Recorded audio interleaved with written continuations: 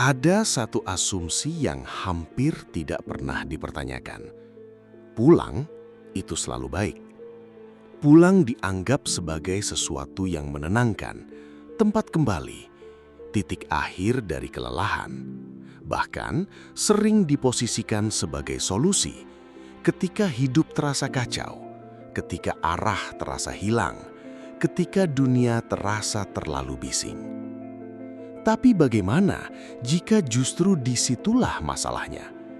Bagaimana jika perjalanan pulang bukan sekadar perjalanan fisik menuju tempat yang familiar, melainkan sebuah konstruksi psikologis yang sering disalahpahami?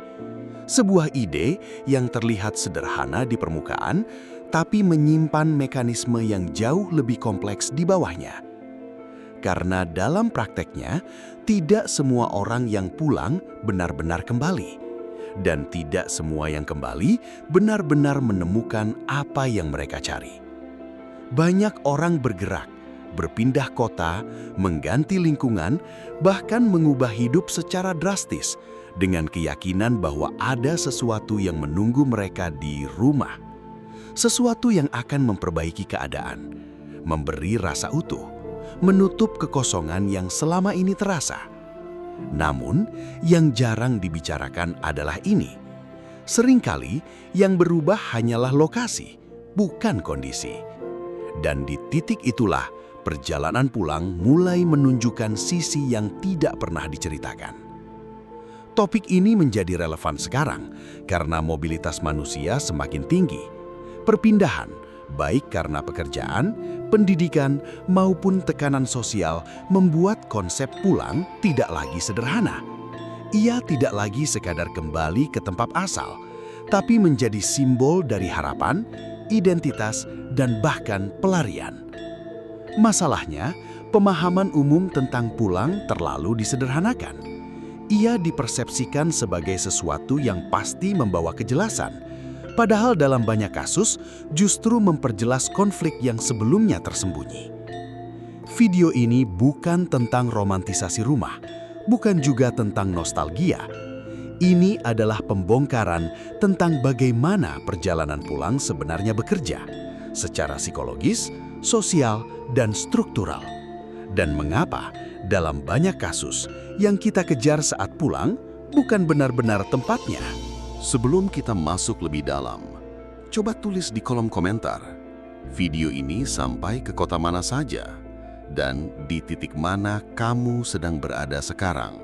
Sedang pergi, sedang bertahan, atau justru dalam perjalanan pulang. Karena konteks tempat dan posisi hidup itu penting. Ia membentuk cara kita memaknai pulang tanpa kita sadari. Sekarang kita mulai dari gambaran besarnya. Konsep pulang tidak pernah berdiri sendiri. Ia terbentuk dari kombinasi 3 sistem utama: pengalaman psikologis individu, konstruksi sosial tentang rumah, dan realitas struktural yang mengatur mobilitas manusia. Secara psikologis, manusia punya kecenderungan alami untuk mencari stabilitas. Otak kita dirancang untuk mengurangi ketidakpastian. Maka ketika seseorang berada terlalu lama dalam kondisi yang tidak stabil, lingkungan baru, tekanan kerja, relasi yang tidak pasti, muncul dorongan untuk kembali ke sesuatu yang familiar. Disinilah rumah mulai berfungsi bukan hanya sebagai tempat, tapi sebagai simbol keamanan. Masalahnya, simbol ini seringkali tidak diperbaharui. Banyak orang masih mengaitkan rumah dengan versi masa lalu. Kondisi ketika segalanya terasa lebih sederhana, lebih bisa diprediksi, atau setidaknya lebih bisa dipahami. Padahal baik individu maupun lingkungan sudah berubah. Namun karena memori bersifat selektif, yang tersisa bukan realitas utuh, melainkan versi yang sudah disederhanakan, bahkan dipoles. Secara sosial, narasi tentang pulang juga diperkuat. Budaya, media, dan cerita populer secara konsisten menggambarkan pulang sebagai resolusi. Titik di mana konflik selesai, identitas kembali utuh, dan arah hidup menjadi jelas. Narasi ini berulang begitu sering sampai terlihat seperti kebenaran universal. Padahal itu hanyalah penyederhanaan dari fenomena yang jauh lebih kompleks. di sisi lain, ada faktor struktural yang tidak kalah penting, mobilitas modern. Perpindahan kota, urbanisasi, tuntutan ekonomi, dan sistem kerja membuat semakin banyak orang hidup jauh dari tempat asalnya. Dalam kondisi ini, pulang bukan lagi rutinitas, tapi menjadi peristiwa, sesuatu yang ditunggu, direncanakan, dan diberi makna lebih. Semakin jarang terjadi, semakin besar ekspektasinya. Dan disinilah miskonsepsi mulai terbentuk. Karena ketika sesuatu yang kompleks dipadukan dengan ekspektasi tinggi dan memori yang tidak akurat, hasilnya adalah persepsi yang bias. Pulang tidak lagi dilihat sebagai solusi instan, seolah-olah berpindah lokasi bisa menyelesaikan konflik internal, seolah-olah kembali ke tempat lama bisa mengembalikan versi diri yang lama. Padahal sistem yang bekerja di belakangnya tidak sesederhana itu. Untuk memahami apa yang sebenarnya terjadi, kita perlu membongkar mekanismenya, bagian demi bagian. Sekarang, sebelum kita masuk lebih dalam, pastikan kamu menonton bagian ini tanpa distraksi. Tidak perlu terburu-buru, tidak perlu langsung menyimpulkan. Cukup dengarkan dan perhatikan apakah pola yang akan kita bahas ini sebenarnya sedang terjadi dalam hidupmu sendiri. Karena bagian ini bukan sekedar penjelasan, ini adalah pola yang ketika kamu melihatnya dengan jelas, akan sulit untuk tidak melihatnya lagi. Kita mulai dari mekanisme pertama, perbedaan antara tempat fisik dan representasi mental. Ketika seseorang berkata ingin pulang, yang sebenarnya ia kejar seringkali bukan lokasi geografis.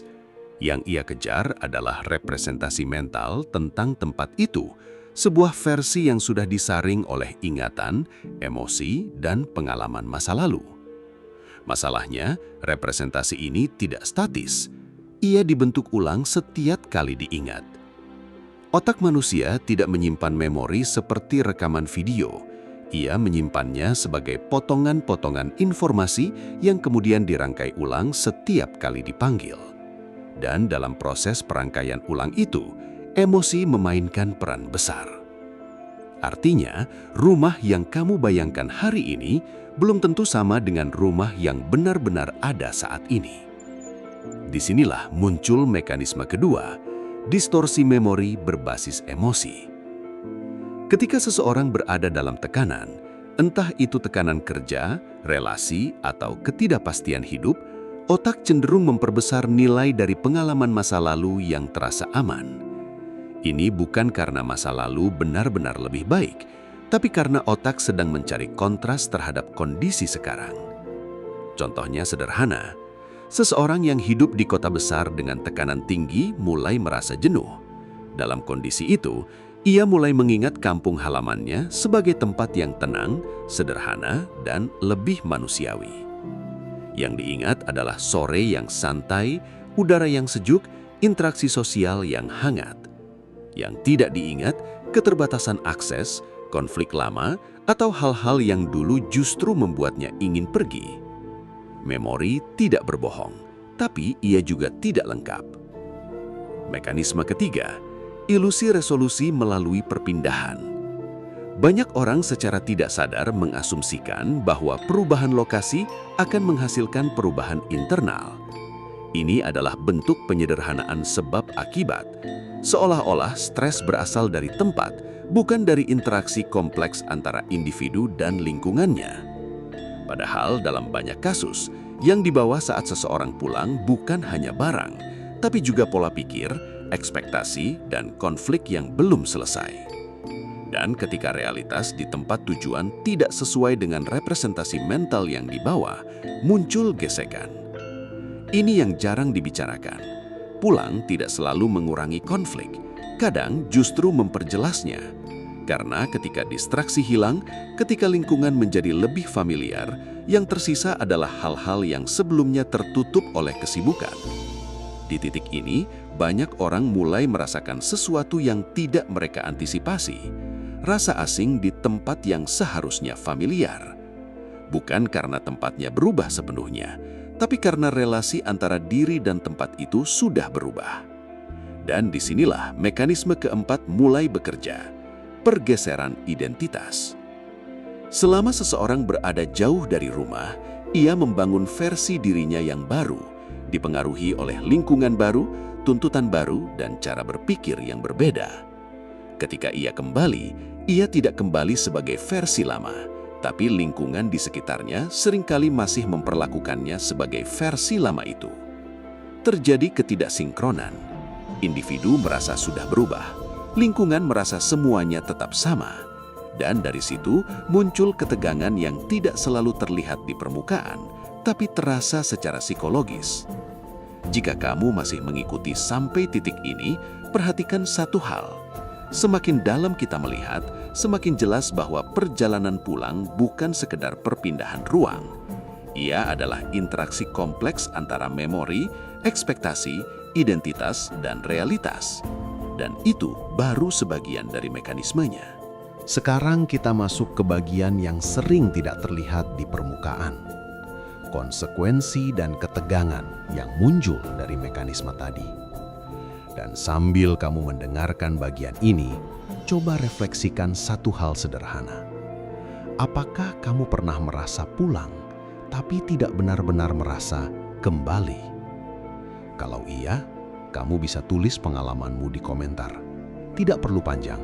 Cukup satu kalimat tentang apa yang berubah di tempatnya atau di dirimu. Karena disinilah kita mulai melihat bahwa pulang bukan hanya soal arah, tapi soal ketidaksesuaian. Ketegangan pertama muncul dari benturan antara ekspektasi dan realitas. Ekspektasi dibentuk oleh memori yang sudah disederhanakan. Realitas di sisi lain tetap kompleks dan terus berubah. Ketika keduanya bertemu, jarang sekali mereka benar-benar selaras. Hasilnya bukan kenyamanan, tapi friksi.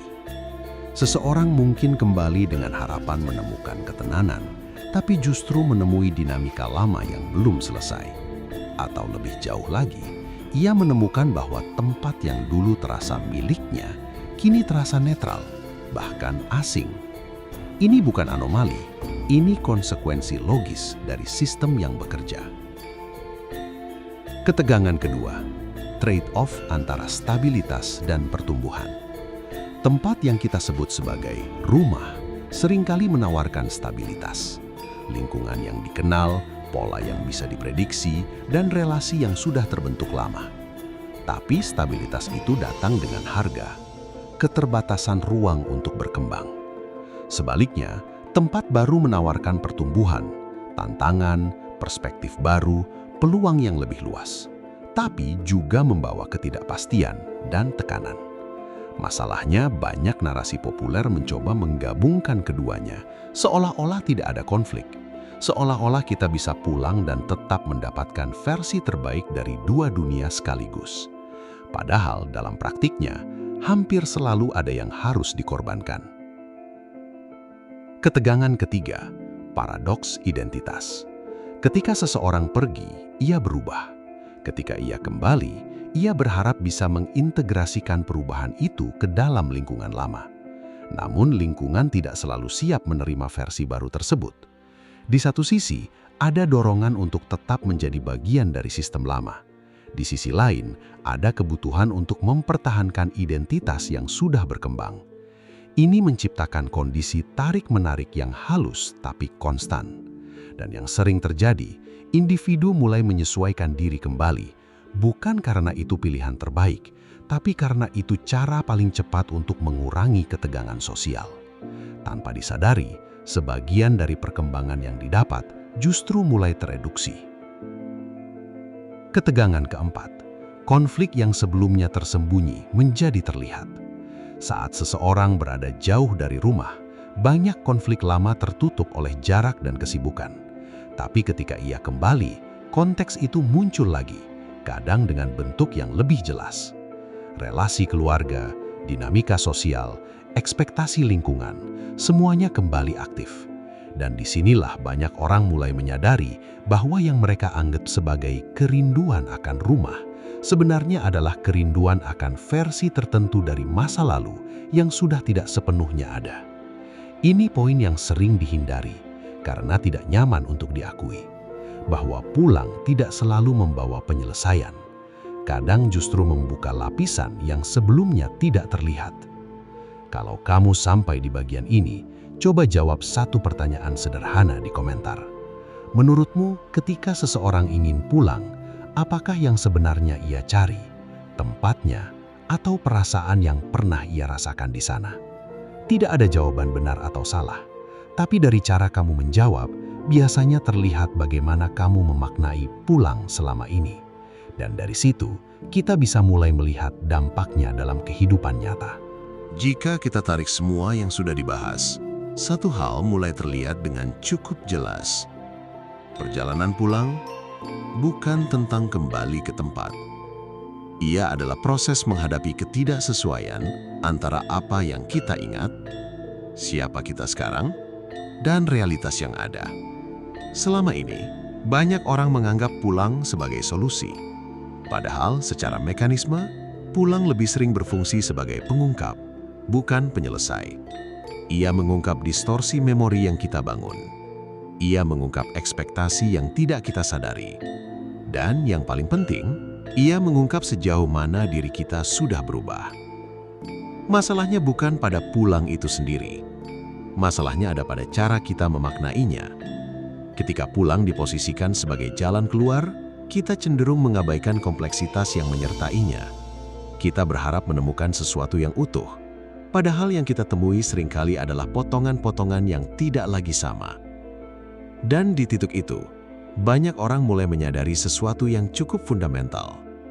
Yang selama ini dicari, bukan tempatnya, tapi kondisi internal yang pernah dirasakan di tempat itu. Rasa aman, rasa dikenal, rasa memiliki arah. Namun kondisi itu tidak melekat pada lokasi. Ia terbentuk dari interaksi antara diri, waktu, dan konteks. Dan begitu salah satu berubah, hasilnya juga ikut berubah. Jadi ketika seseorang merasa tidak menemukan apa-apa setelah pulang, itu bukan kegagalan. Itu justru realitas yang selama ini tertutup oleh asumsi yang terlalu sederhana. Karena pada akhirnya, perjalanan pulang bukan tentang kembali ke masa lalu. Ia adalah cara untuk melihat dengan lebih jernih, bahwa masa lalu tidak bisa diulang, hanya bisa dipahami. Sekarang pertanyaannya bukan lagi, haruskah kamu pulang atau tidak? Tapi, apa sebenarnya yang kamu harapkan akan kamu temukan di sana? Coba tulis di komentar, dengan jujur, tanpa dibuat-buat. Ketika kamu membayangkan pulang, hal pertama yang muncul di pikiranmu itu apa? Tempatnya? Atau perasaannya?